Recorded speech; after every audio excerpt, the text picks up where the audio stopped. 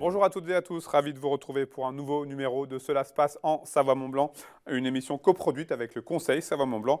Et pour m'accompagner tout au long de cette émission, j'ai le plaisir de recevoir Christian Monteil. Bonsoir. Bonjour.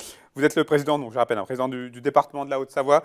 On va évidemment parler de cette crise de la Covid qui nous pourrit un petit peu l'existence, il faut le dire. Oui, d'accord. On débute cette émission avec cette pandémie de coronavirus. Le président du Sénat, Gérard Larcher, était en visite en Haute-Savoie il y a quelques semaines à l'invitation du département et de l'association des maires de 74. Il est venu rencontrer les élus et les professionnels de la montagne alors que les montées mécaniques se sont fermées depuis le 15 mars 2020, je le rappelle. Je vous propose d'écouter quelques réactions recueillies sur place par Fenêtre de Buisson.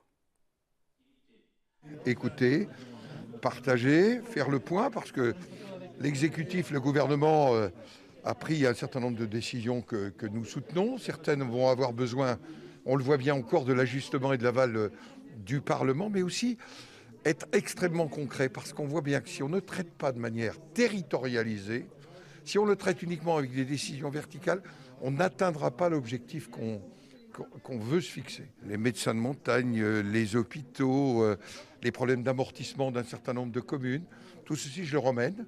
Et avec mes collègues sénateurs, nous avons la chance au Sénat d'avoir pris une initiative, d'avoir une mission commune d'information.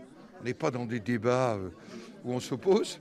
Le président est socialiste, le rapporteur appartient à la majorité et on va faire le point sur les conséquences de la crise sanitaire, notamment en matière économique, sociale. Sociétale, on a vu le plan social, la multi-activité. Le ministre Lemoine, je n'ai pas répondu, parce que je n'ai pas eu le temps, s'est engagé. Il va falloir qu'on voit comment ceux en multi-activité, en quelque sorte, sont aidés pendant une période difficile. C'est la Chambre qui représente les collectivités territoriales et c'est vrai que c'est important pour les élus du territoire de voir une personnalité nationale se déplacer, prêter l'oreille à toutes les attentes des collectivités, leurs inquiétudes aujourd'hui et celles certainement de demain. Donc on a besoin aussi de réconfort et de soutien au plus haut niveau de l'État. Christian Monteil, qu'avez-vous, vous personnellement, retenu de cette visite du troisième personnage de l'État ? C'est une visite intéressante en plein cœur de tous ces problèmes posés par la Covid dont on vient de parler à l'instant.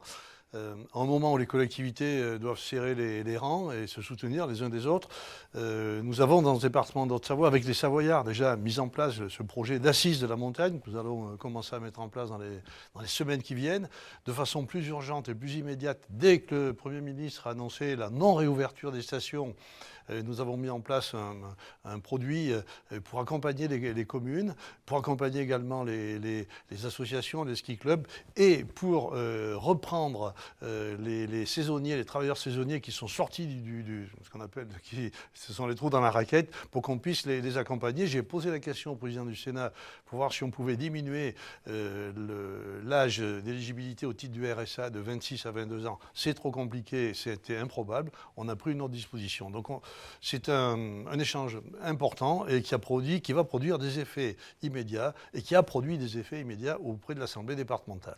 On le sait, beaucoup de choses sont mises en place par les institutions pour essayer de lutter contre cette pandémie et ses conséquences.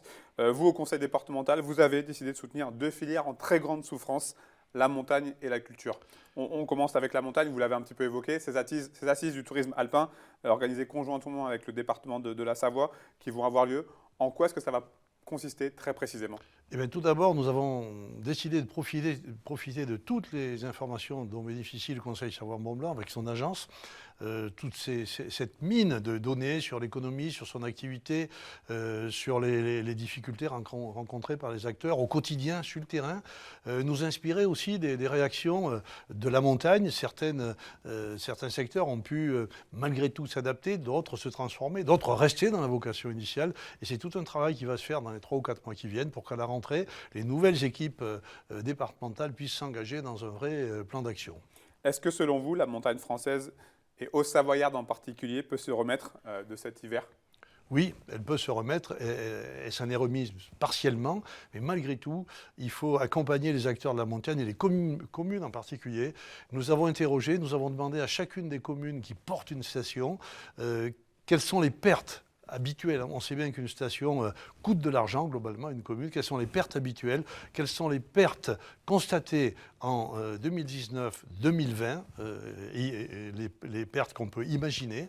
Et nous avons décidé au conseil départemental de combler une moitié quasiment du déficit de ce différentiel d'une année sur l'autre. C'est une action extrêmement importante auprès des communes. Nous ne pouvons pas intervenir auprès de l'économie. C'est une compétence de l'État, une compétence de la région dont ils s'acquittent l'un et l'autre. Nous serons près des collectivités locales et c'est une somme importante que nous avons affectée à ces collectivités et que nous allons débloquer très rapidement. Dans 6 mois ou dans 1 an, ça sera trop tard. Agir immédiatement. Lors de vos rencontres sur le terrain, là, récemment, j'imagine que vous sentez le mal-être, Ouais. la colère monter. Oui, surtout en mal-être, la colère, c'est la colère contre la maladie. Heureusement, le vaccin arrive. Qui aurait dit que nous aurions pu bénéficier d'un vaccin aussi rapidement? Et nous avons une initiative encore qui a été prise. Donc, oui, une forme de colère contre la maladie, mais on doit resserrer les rangs et puis rester très solidaire, très proche, territorial. Le territorial, c'est un sujet d'ailleurs qui a été repris à plusieurs reprises par le président du Sénat. C'est notre quotidien, c'est notre ADN au département. Justement, cette mesure concernant la vaccination, quelle est-elle? Eh bien, cette mesure, c'est une décision que nous avons prise avec le préfet et avec l'ARS. Le département va armer, en relation avec le service départemental d'incendie et de secours, un véhicule qui va faire de la vaccination itinérante au plus près des territoires. Nous avons dans le département 9 centres urbains dans lesquels la vaccination se passe pour les gens âgés de plus de 75 ans. Nous avons connaissance de tous les bénéficiaires de l'allocation personnalisée à l'autonomie et des gens qui sont abonnés à la téléalarme. Il y a à peu près 10 000 personnes de plus de 75 ans et nous avons décidé, avec l'accord du préfet et celui de l'ARS, d'armer un véhicule qui va se déplacer dans les bourgs-centres qui vont agglomérer plusieurs communes pour que nous puissions nous rapprocher des habitants. Et ce sont près de 500 vaccinations par semaine qui vont se faire. On attend le dernier bouton sur lequel il faut appuyer à partir du 15 mars. On se rapproche du territoire et des gens qui vivent dans ces territoires parfois un peu éloignés des agglomérations. Un mot sur la culture, un autre domaine qui subit de plein fouet cette crise. La culture a souffert, elle souffre silencieusement en Haute-Savoie comme ailleurs, et nous avons décidé de rajouter un certain nombre de crédits pour aller à nouveau, pour se rapprocher du secteur associatif en particulier. Je redis à nouveau, le secteur économique nous échappe. Ce secteur associatif qui concerne le cinéma, qui concerne des associations culturelles, et nous allons les accompagner et les aider à passer ce cap difficile. C'est un budget de 1 million d'euros qui est affecté à ce genre d'activité. Christian Montaille, on va parler sport à présent avec Flaine qui a pu accueillir la seule étape française de la Coupe du Monde de ski alpinisme les 5 et 6 février dernier. On regarde un extrait du live que nous avions pu vous proposer avec Marie-Claire Teproguet, conseillère départementale. On le disait, cette compétition, c'est une chance déjà de pouvoir organiser un événement en début de vacances de février, c'était assez improbable. Et un événement, tout simplement. Un événement, tout simplement, comme vous dites. Mais ça tenait à cœur beaucoup, et j'imagine au conseil départemental également. Oui, absolument. Le conseil départemental soutient la team Haute-Savoie ski alpinisme avec 7 jeunes du département qui font partie de cette équipe et dont 10 ont concouru entre hier et aujourd'hui. Donc une jeune d'ailleurs vient de terminer 3e, Margot Ravinel, et vraiment on est ravis, quoi. On est là pour soutenir nos champions, nos futurs champions, et c'est un grand moment pour nous. Justement, la mise en place de cette team, ça a été vraiment pas une nécessité, mais une idée conjointe de beaucoup de personnes. Finalement, c'était quoi l'idée? C'était de pouvoir rayonner un petit peu, de pouvoir avoir des ambassadeurs? C'est ça, on a plusieurs teams au niveau du ski, au niveau du cyclisme, et là au niveau du ski alpinisme, c'est vraiment pour essayer d'encourager et soutenir nos jeunes, les valoriser, les faire vraiment... les mettre en valeur et puis qu'on les médiatise et puis qu'on parle d'eux, qu'ils soient un exemple et puis qu'on puisse vraiment être fiers en Haute-Savoie de tous nos jeunes ou moins jeunes parfois, mais souvent des futurs champions qui font toute la fierté du département. Le ski de randonnée, c'est vrai que c'est la découverte de la nature à l'origine, d'être seul dans la montagne, d'apprécier la nature et de la respecter. par ces disciplines de ski alpinisme, on travaille beaucoup plus sur l'effort, sur le don de soi, sur la capacité à être endurant et en plus, non seulement il y a des épreuves individuelles, mais il y a aussi des épreuves en équipe. Donc qui soudent d'autant plus ces équipes ou ces teams qu'on essaye de soutenir et on essaie vraiment d'être présent près d'eux pour aussi leur apporter un soutien supplémentaire, pas seulement un soutien financier, mais essayer d'être là auprès d'eux. Christian Monteil, j'imagine que vous partagez les propos de Marie-Claire Téproguet. Bien sûr, merci pour ces superbes images, c'est formidable. La nature, la liberté, on en a tant besoin. Oui, bien sûr, le département, on dit terre de champions. Oui, le conseil départemental accompagne l'ensemble des disciplines sportives. Là, c'était une discipline un peu plus rude, un peu plus dure que les autres. Merci au 27e BCA qui s'est engagé. Merci à la Fédération française de montagne et d'escalade. Des images fabuleuses, des jeunes engagés.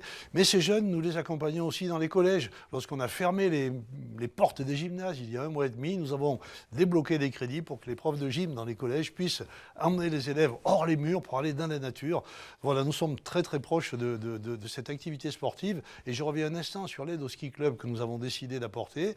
Ces ski clubs qui sont privés de ressources et de moyens et que nous allons maintenir en activité. Ils sont courageux, ils sont volontaires. Je sais que la région Auvergne-Rhône-Alpes prend une initiative également et c'est tant mieux. Donc il faut être solidaire, ne pas changer notre politique et notre stratégie, mais les moyens sont nouveaux, les angles d'attaque sont différents, mais le département est toujours là.